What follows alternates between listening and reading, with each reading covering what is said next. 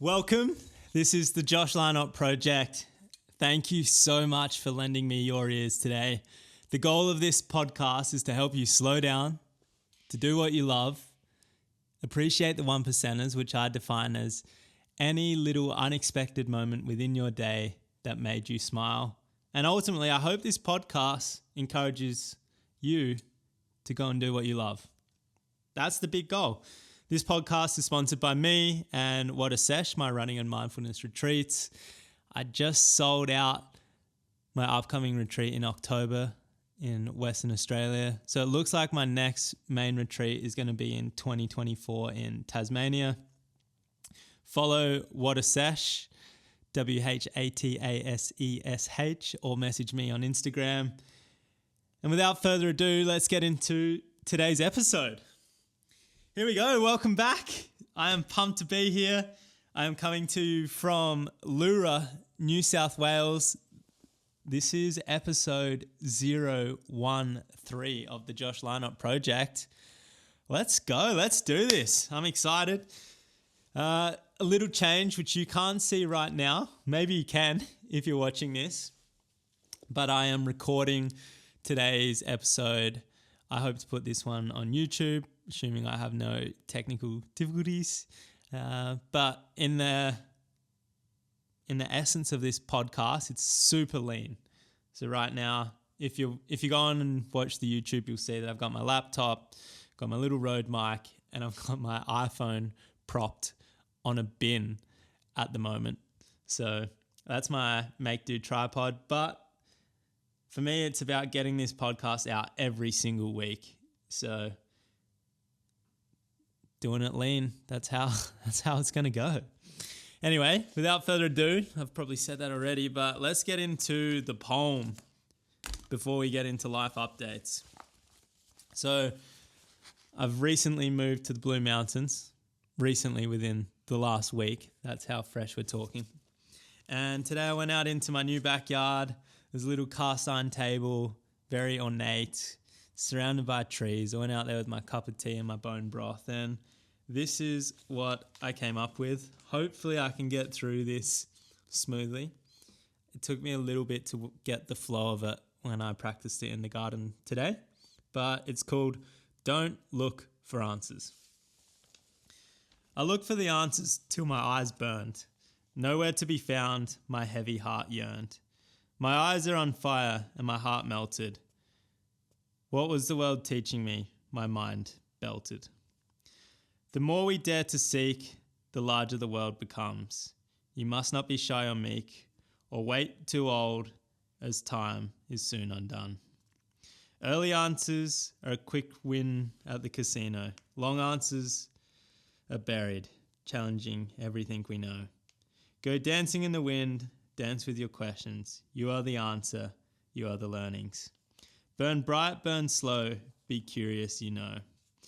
Ask not what you have, but what is. What's yours is neither mine or his. So there we go. I still stumbled a little bit with the flow of that one. I think that is a poem which I'll probably need to refine a little bit more, but it was inspired by a book that was gifted to me a couple weeks ago. The book is called Letters to a Young Poet by Maria Rilke. And there's a page in it. Let me see if I can find it. I think I've got it. So this is, oh my gosh, I'm sorry. I should have had this prepared better. One moment. Oh no, I'm really battling.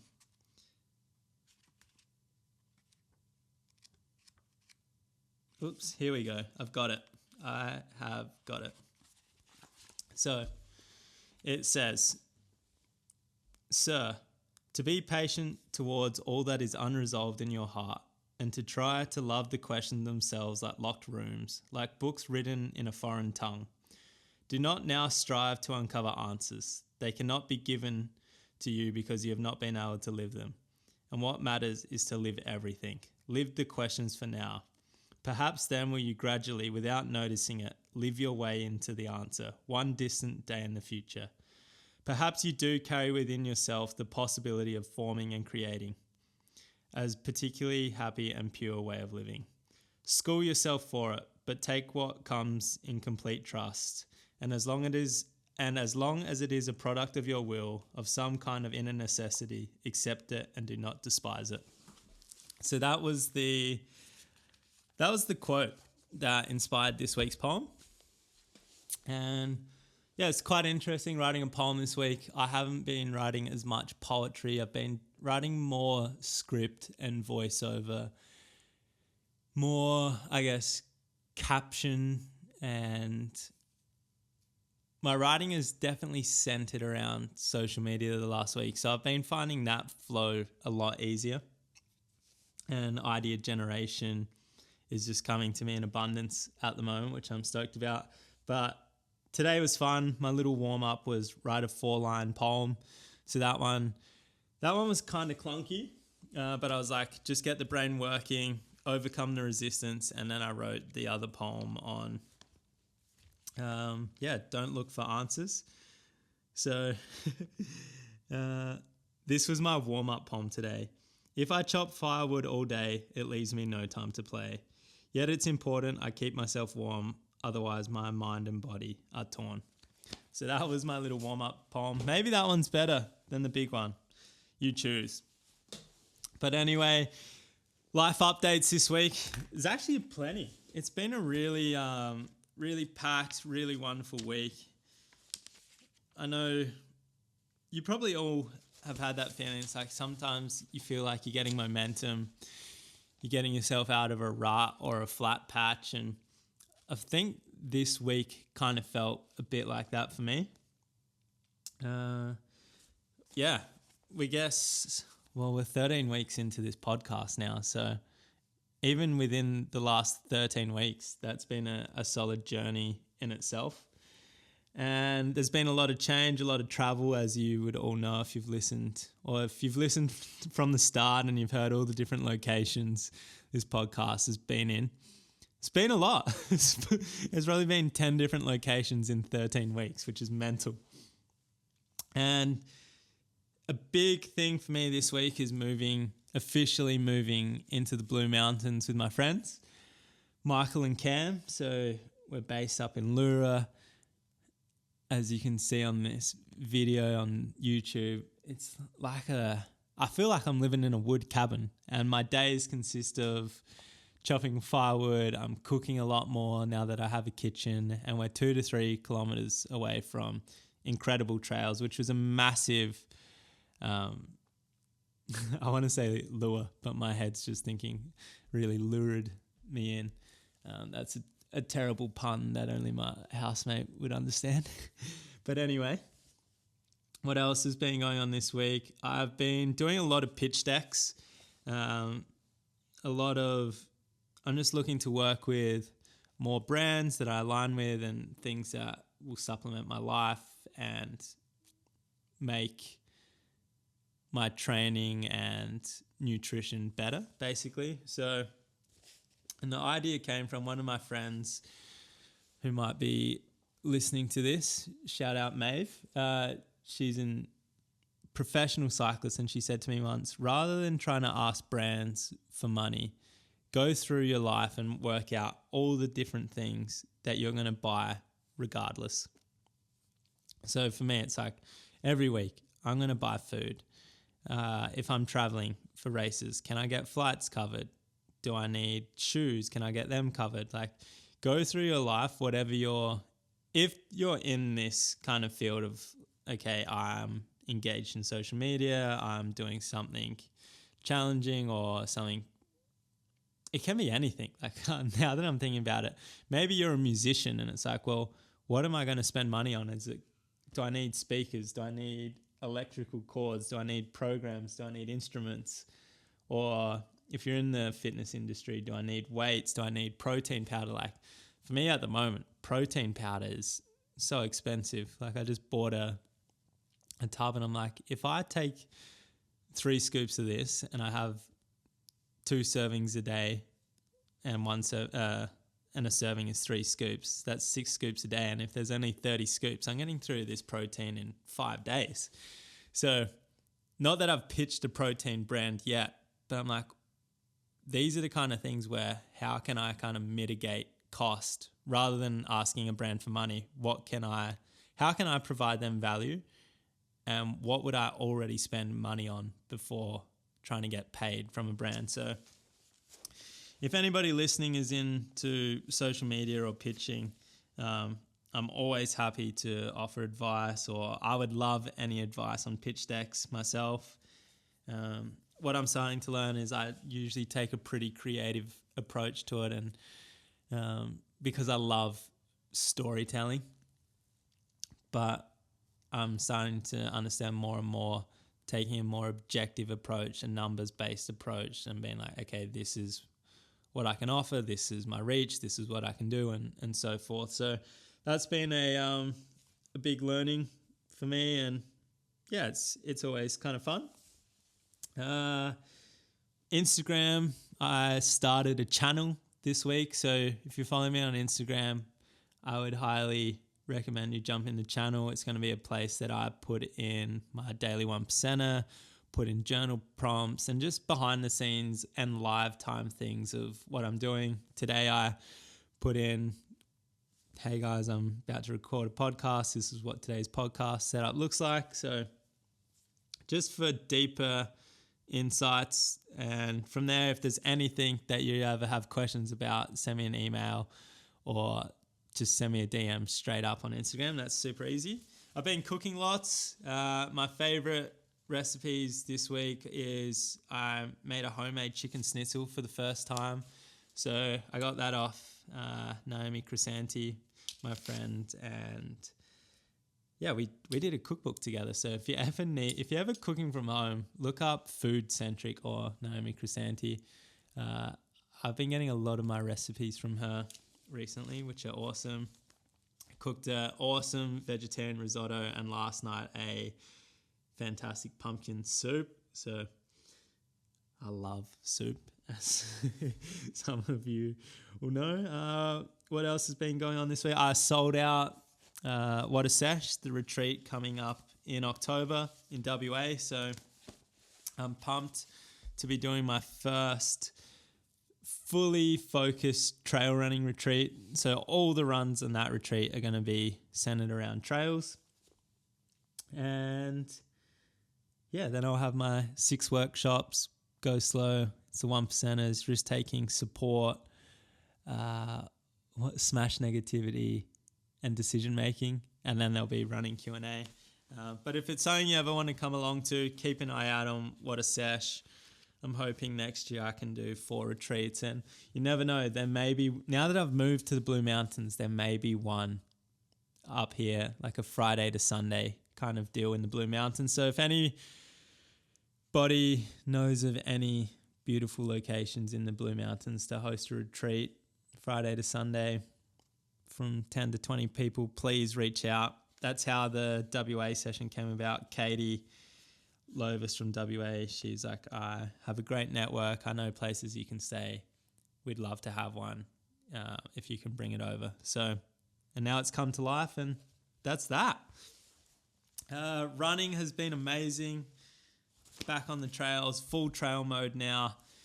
Got a race coming up in September, and if all goes well, I would like to get to South Africa to race my first 100K later this year in November.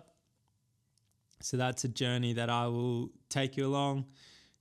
Last week I ran about 9 hours and just under 3,000 meters elevation. So I'm going to try and slowly build up the elevation, slowly build up my weekly duration. And now that I'm on the trails, running kilometers isn't a focus. It's more time-based. It's easy to focus on kilometers when you're on the road, but when it's trails and the terrain varies so much, 1 kilometer can take 15 minutes and be really challenging. So it's not really a useful metric to just focus on kilometers on the trails. So yeah, a lot going on.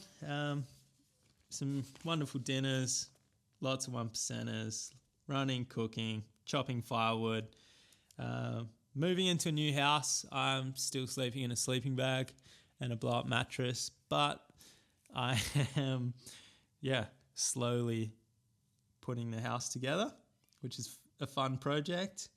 And I think now with a 15-minute lead in, we can get to today's topic, which I am pumped about. I wasn't really sure, again, what to talk about this week. I've got a lot of ideas at the moment just because I'm putting out so many reels on Instagram, and that's a big focus for me currently, is just trying to every day put out a little quote, something thought-provoking paired with a video. So I've got a lot of short form ideas at the moment. But today is like doing the podcast is long form. And I was like, what do I want the topic to be about? And at first I was going to do something about comparison because I just released a reel on comparison. And then I wrote a script for comparison and I said, comparison is the thief of joy. However, it's only the thief of joy if you're comparing yourself to other people, to your colleagues, to what you're looking at on a screen, on Instagram, LinkedIn, Facebook, TikTok, whatever. Comparison is a thief of joy when it's external. However, there's an asterisk. Comparison, if you compare you to you, that's when it all changes. That is a really powerful switch up. If you compare you to you a month ago, a year ago, 5 years ago, and you can see that you've improved or you've done this or you're closer to being the person that you want to be, then comparison gives you joy. For instance, if I look at, let's just say, I gave this example to my friend the other day. When I started out on social media in 2015, 2016, and the people I followed were doing road trips around America and Europe, and they were in cool vans. I was like, oh, wow, I would love to be able to do that one day and to be paid to do that and take photos and road trip and drive around. And then last week and the weeks before, when I was road tripping up the east coast of Australia in this amazing van that was like an apartment on wheels, I was like, I am living the dream. Like 18, 19-year-old me would have been so proud. So proud. So, but if I compared myself to, I don't have an example right now, but let's just say there was someone that was, say, getting paid more or in a different van or doing a crazy road trip in a location that I adored, I'd be like, oh, damn, I'm not there yet. But it's like, why? I'm driving in Australia. I'm having a great time. And this is something that I would have loved to do 5 years ago, and now I'm doing it. So when you compare you to you, it's like, wow, younger me would be so happy and so proud. And that's where comparison can give you joy. So that's where I was going to take today's podcast. But then I went on another tangent when I was journaling this morning. And today's topic is hard work versus long work. Hard work versus long work. And I think there's a lot to discuss here in terms of,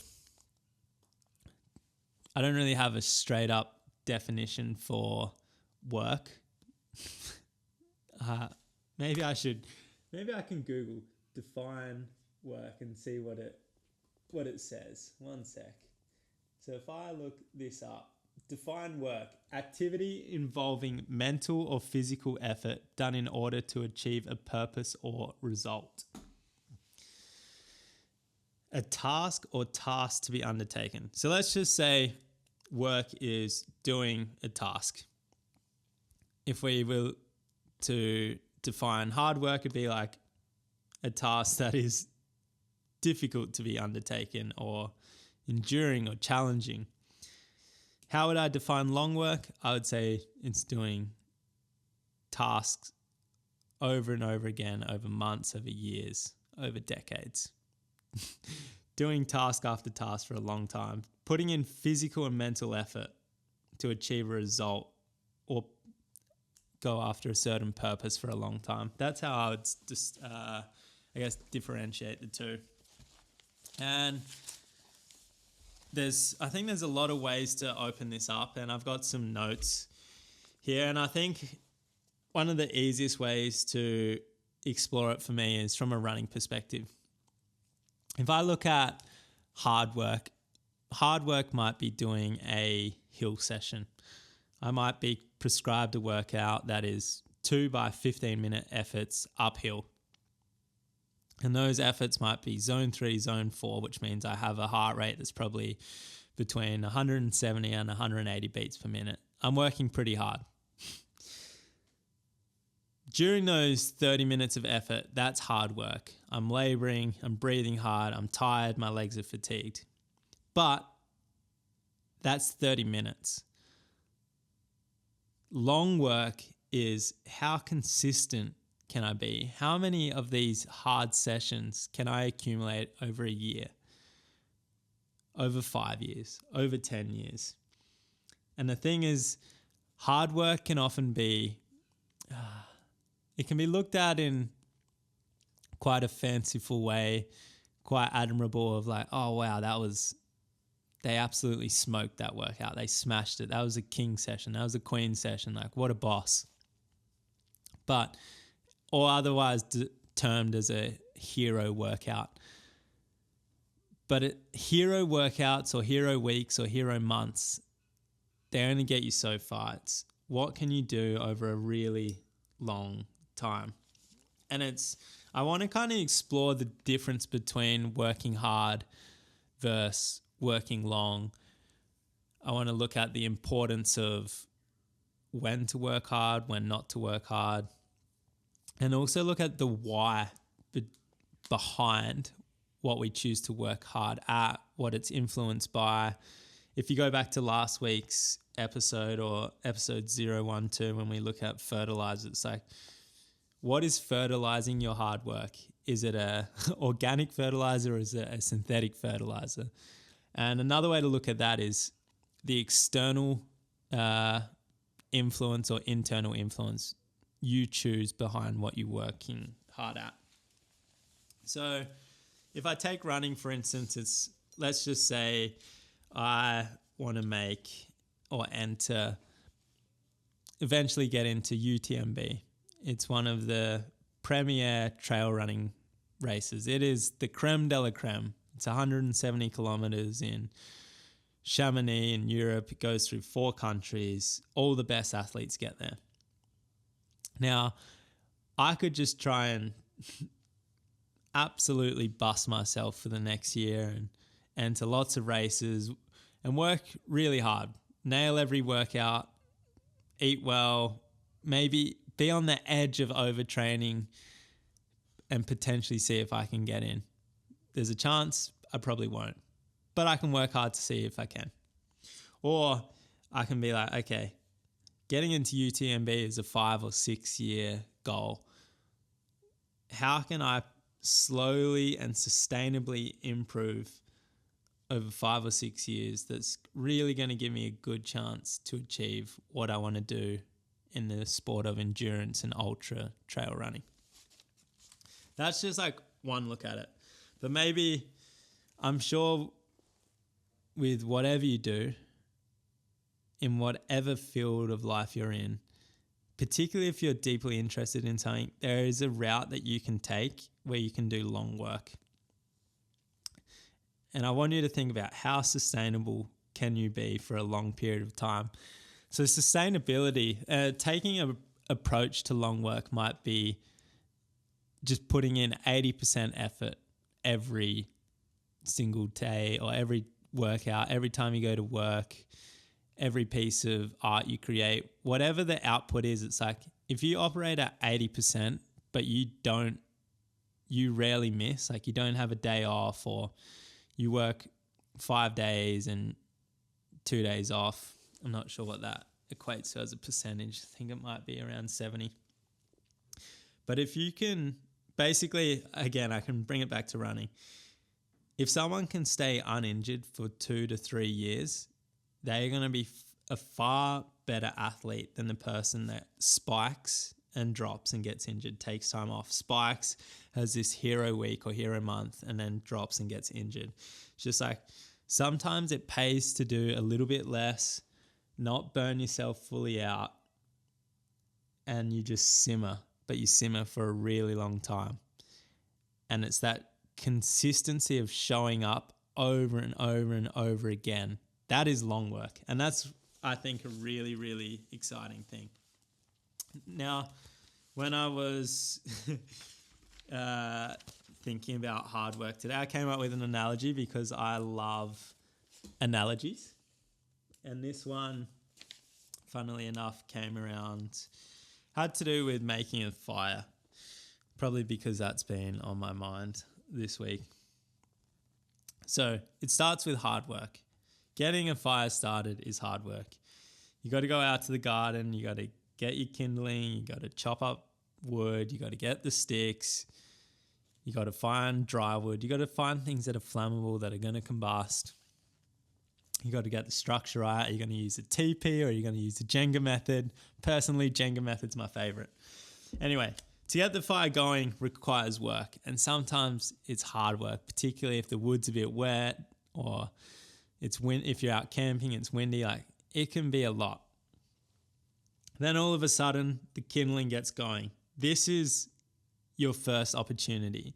Right now, you have an opportunity to keep attending to the fire, keep nurturing it and nursing it and seeing, okay, can I get this thing into a sustainable fire that's going to keep me warm for the night? Or am I going to go back to the kitchen, keep making my soup, forget that the fire's going, think that I've got it going because the kindling is just raging, and then 5 minutes later it burns out, lost the opportunity, got to go back to working really hard again to get it started. But if you keep the kindling alight and you keep it going, all of a sudden you can add some bigger logs to it. And then, or not even logs yet, you just add some more substantial sticks. And then eventually you get to a thinner log. And then you get to the big boy and you drop a big log on the fire and you know that you've created some coals and that fire is going to keep going. When you've got to that stage, that's sweet. You're at the maintenance stage. All you have to do there is like chuck on another piece of wood every hour, every half an hour. And you know, with the quality of the coals, as long as you're putting wood on the fire, you're cruising. I would say when you're at this stage, you don't have to work hard. You just have to keep showing up.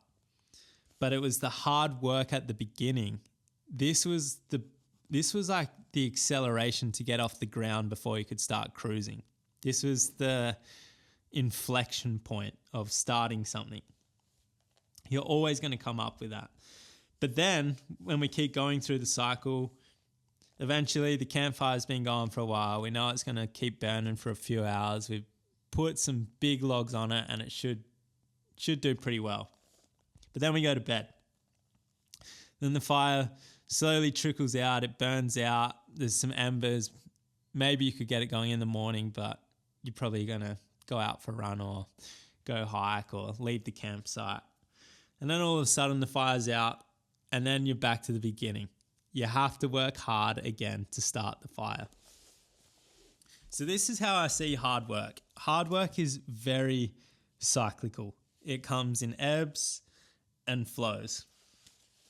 And this is why I eventually want to look at the importance of long work, because when we play the long game, we kind of iron out the creases or we even out, I think as they say in economics, dollar cost averaging. I don't know anything more about that. But fortunately, this is not an economics podcast. But if we were to draw a graph, you're going to go up and down, up and down, up and down. But you hope that the general trend of the graph is moving upwards. And this is the idea of long work. Because when you're working hard, you're going to have these little peaks and then you're going to have these dips. And for instance, like a dip might be if I've done a 12-week training block, I go and race an ultra, I have this tremendous peak. Maybe I do well, I get a really big boost of fitness. I run a PB, whatever it is. But then afterwards, you like, particularly the day afterwards, you're going to drop. Your legs are sore, you're battered, you can't go out and train. So then all of a sudden, the graph starts to trend down. And that is perfectly okay. That is part of the cycle of hard work. You just can't work hard, like truly hard every single day, because you're either going to fry your body, fry your mind, fry your heart, or fry your soul. Something is going to crash along the way. And if you don't, well, I would say I'd like to know the answer, but I probably don't, because I really do like sleeping and resting and spending time with friends and enjoying the other aspects of life. But if any of you do want to read a really good book on hard work, I would recommend Relentless by Tim Grover. He was Michael Jordan's strength coach. And I'll put that book in the show notes along with Letters to a Young Poet by Maria Rilke, of books you should read. But he kind of talks about hard work and personalities or characteristics behind different people. And you have someone like Michael Jordan who just worked hard all the time, or someone like Kobe Bryant, and perhaps even I would say LeBron as well for the basketballers. Definitely LeBron. What am I saying? But yeah, these guys don't miss a beat, and they have worked hard for so long. But they've also played a really long game. If you look at Roger Federer in tennis, if you look at Kylian Jornet in trail running and ultra running, if you look at Pablo Picasso in painting, and I'm sorry that these are all males. These are just some of my role models in the sports that I've done. Or actually, look at Courtney Dauwalter, one of the best trail runners, hands down, of all time. Straight up. She has just been going at it year after year after year after year. She plays the long game. She does long work. So I guess now I've hopefully painted a picture between hard work and long work. And I want you to have something tangible to take away from today's podcast. So it's, how do you find something that you can work long at? Now I'm going to write that one down because that's a good question for the show notes. How do you find something that you can work long at? Firstly, environment, massive. Does your environment facilitate and foster you to be able to work at something for a long time? And as I've discussed in previous podcasts, you have the multiplier effect. Some things are going to really boost your output for a short amount of time. And sometimes that's enough to take you to the next level, to introduce you to new people. Then I've talked about fertilizers, organic and synthetic. Does your environment nourish you where you're going to be sustainable for a long time or a short time? I think to play the long game, it's really important to get mentors, people that are 5, 10, 20 years ahead of you, that have been in the industry a long time and that can assist you with where you want to be. These people, they know hard work and they know long work, and they'll be able to give you tips on things that you can do for the next year, for the next 5 years. And they don't have to be really big life-changing things. It's just, if you can find a mentor that can give you a little tip of something to just like slowly chip away at over a long time, amazing. That is a super, super good thing.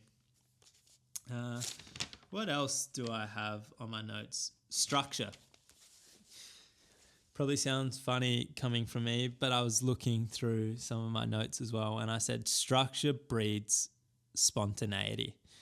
If you can have a system in place, even if it's a loose structure, you'd be surprised that you actually give yourself more opportunity to be spontaneous. If you have a good morning routine, you're like, okay, I set myself up, and after 9 a.m., I've ticked off everything I want to do in the morning. Whatever comes my way, bring it on. That is, it kind of allows space for spontaneity and chaos, or however you want to look at freedom. But it's done so within a structured way. And I think that is a brilliant way to play the long game, because you can meet the needs of today, but you can also meet the needs of 5 or 10 years' time. And that's something super cool to do. What other notes do I have? I've got my poem. And then basically long work is about trending upwards. And then I have a question here, which could almost be a journal prompt, but it won't be because I've got another one. But my big question that I want to pose to you is, what bothers you most in the world? I'm going to say that again. What bothers you most in the world? And I ask you this because I think I actually got this idea from Jordan Peterson during the week. But if you know what bothers you in the world, if you can work towards that, if you can work towards finding an answer for that, all of a sudden you can build a mission, a purpose, a project. And like if you look at me right now, what bothers me in this world is how busy people are. It bothers me that so many people are living a life where we just fly past the beauty that is at our feet, at our doorstep, right in front of our very eyes, but we're looking at a screen, or we're trying to do too much or do too much too soon, or we just don't appreciate the people and the environment around us. So my goal and my mission is to help people slow down, because it bothers me that we're losing connection, that we're losing connection to others, we're losing connection to ourselves, we're losing connection to the earth, to the environment, to the food that we put in our body, because we're trying to do more and more and more. So I ask you, what bothers you most about the world? And then I want to put parameters on it. It's like, okay, once you know what bothers you, what can you change on a ground level? Because if you replied to me, hey, Josh, global hunger bothers me, I would be like, yeah, it bothers me too. I'm with you on that one. But I wouldn't know where to start right now with that. Whereas, and maybe you do, and if you do, please, go for it. But if there's something that bothers you and you know that you can make a difference to one person in your community, start with that. Then if you know that you can bring a group of people together or impact 10 people, boom, do that. And then where to from there? Well, then you can go on a national level, you can go on a bigger community, you can go on a global level. It keeps going, but start small. Work out what bothers you on a global level if you want, and then you can reverse engineer down to, okay, what can I do today that's going to help change this issue in the world? How can I make the world better? What can my impact be? Anyway, this is a way to find out the why. There are so many other different ways that you can find out the why towards something, but this was one that I really appreciated this week. As I've talked about in other podcasts, it's what is the feeling that you want to work towards, and then reverse engineer that. So a question I put out this week was, and I actually asked my friend Louis, who was on last week's podcast, I said to Louis, in 1 year from now, when you wake up, wherever that may be, and regardless of where that is, what do you want to feel?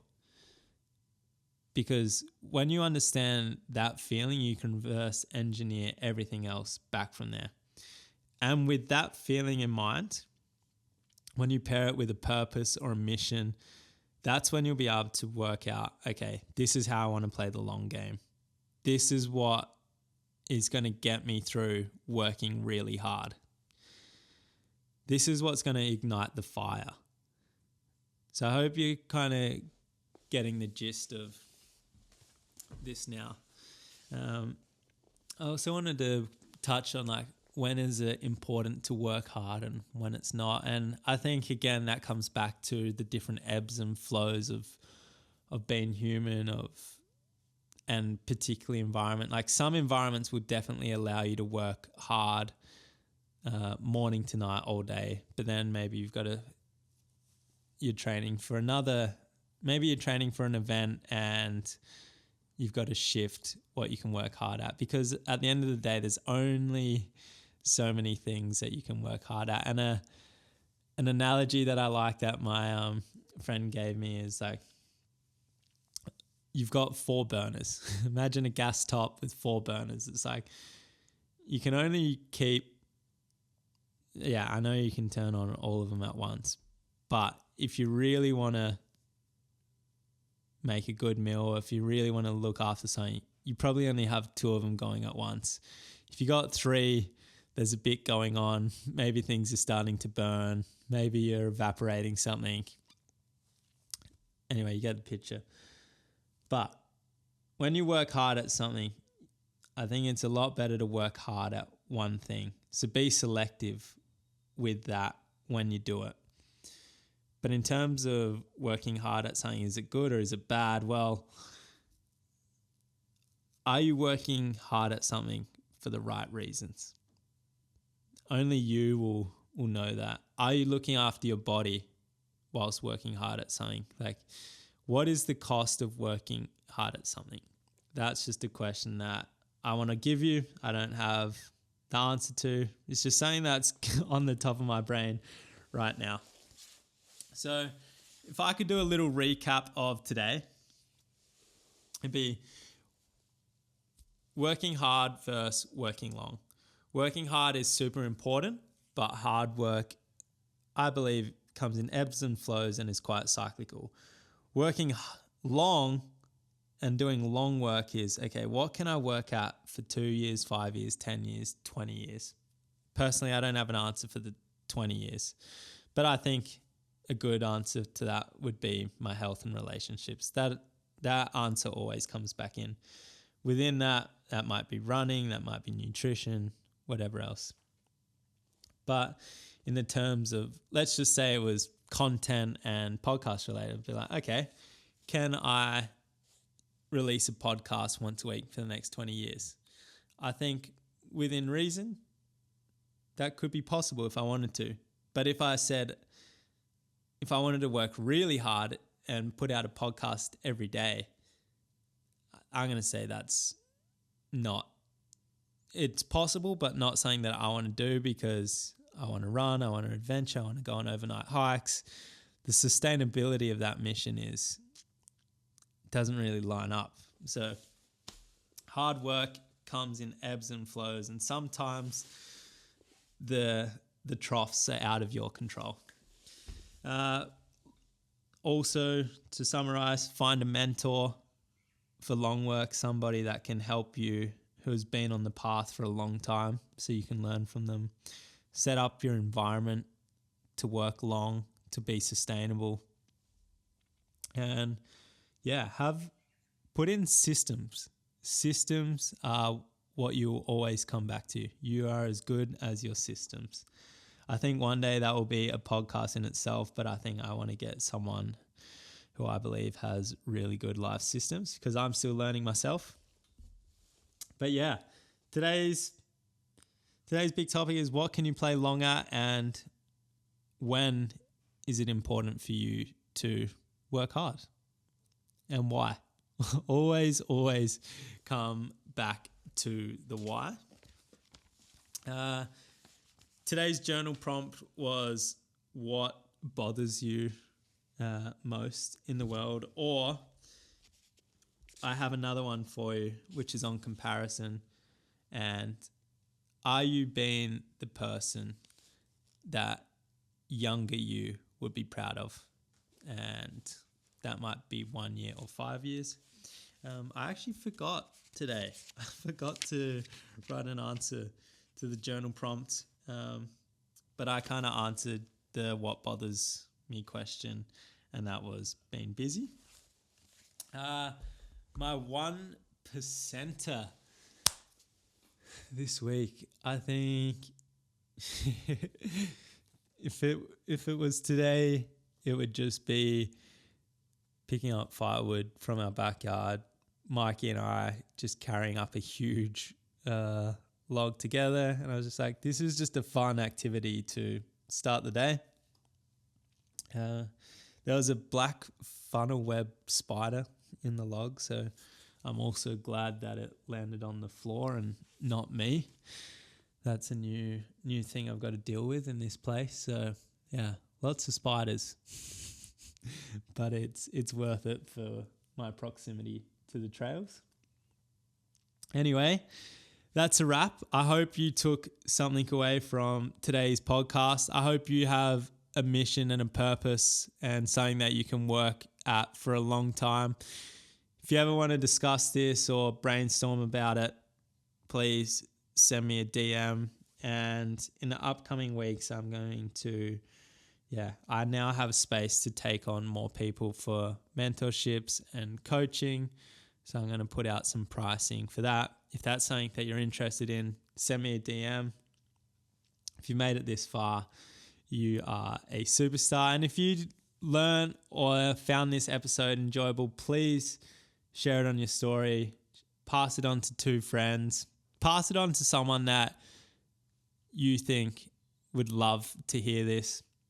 And if you really, really liked it, if you really love this episode, please give me a rating on Spotify or iTunes. It only helps boost this show. Yeah, that's a wrap on episode 013. Thank you so much. Appreciate it. Have a really beautiful day. Ciao.